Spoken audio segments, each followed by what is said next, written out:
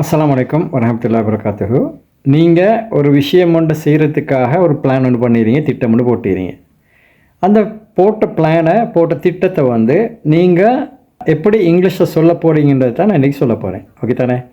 அதாவது நீங்கள் அந்த போட்ட பிளான் திட்டம் வந்து ஒருவேளை நடக்கலும் அல்லது நடக்காமல் போயிடும். ஆனால் அந்த போட்ட திட்டத்தை எப்படி சொல்ல போகிறன்றது தான் இன்றைக்கி லெசன்.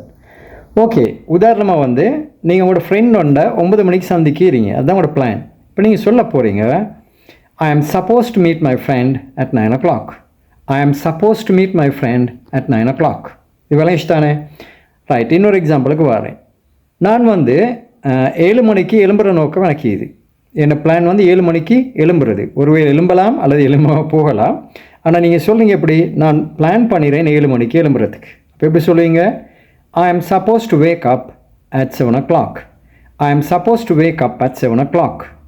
இன்னொன்றுக்கு போவோம். ஓகே, நீங்கள் வார சனிக்கிழமைக்கு முந்தி ஒரு விஷயத்தை டிசைட் பண்ணுறதுக்கு முடிவெடுத்தீங்க, திட்டமிட்டீங்க, பிளான் பண்ணிடுறீங்க. இப்போ இதை நீங்கள் சொல்லுவீங்க, I am suppose to decide before Saturday.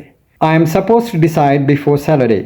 விளங்கி தானே? அப்போ ஒரு விஷயத்தை திட்டமிட்டால், ஒரு விஷயத்தை செய்கிறதுக்கு பிளான் பண்ணினா அந்த விஷயம் வந்து நடக்கவும் கூடும், நடக்காமல் இருக்கவும் கூடும். அப்படியான கட்டங்களில் நாங்கள் வந்து இந்த ஐ ஆம் சப்போஸ் டு அப்படின்றதோட என்னது bare infinitive verb, அதாவது கம், கோ, டிசைட், பிளான், ஈட், இதை மாதிரி வேர்ட்ஸை போடணும்.